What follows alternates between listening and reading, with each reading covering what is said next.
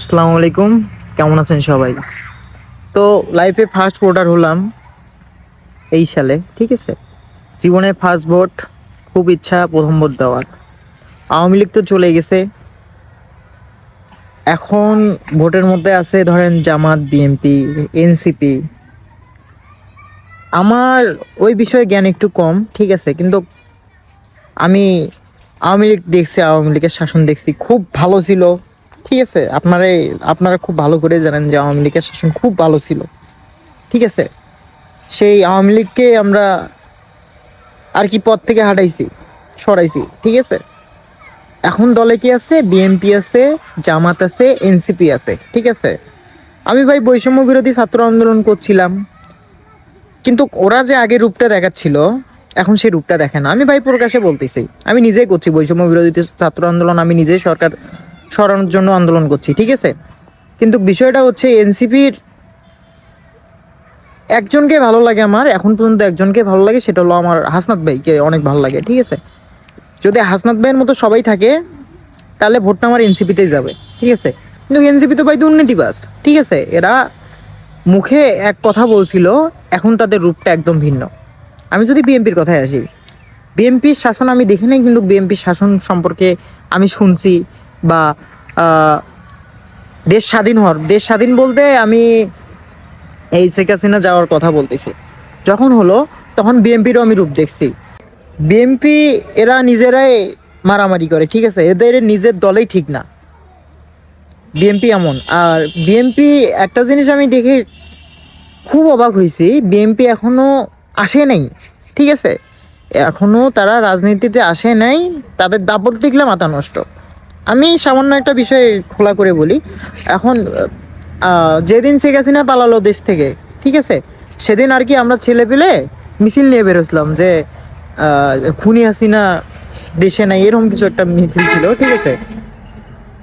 তো বিএনপি একদল মিছিল আসতেছিল, এখন আমরা আমাদের মতো স্লোগান দিচ্ছি ভাই, যারা ছোট যেগুলো ছিলাম, মানে আমার ব্যাসের যেগুলো ছিলাম, আমরা স্লোগান দিচ্ছিলাম, যেগুলো স্লোগান সে সময় ছিল আমার এই সময় মনে পড়তেছে না, ঠিক আছে। তো হুট করি একজন বিএনপির নেতা বলে উঠতিছে, বেশি পাগনা হয়ে গেছিস তুই, স্লোগানের কি বুঝিস ভাই? কথা হচ্ছে শেখ হাসিনা খাটালাম আমরা, ঠিক আছে।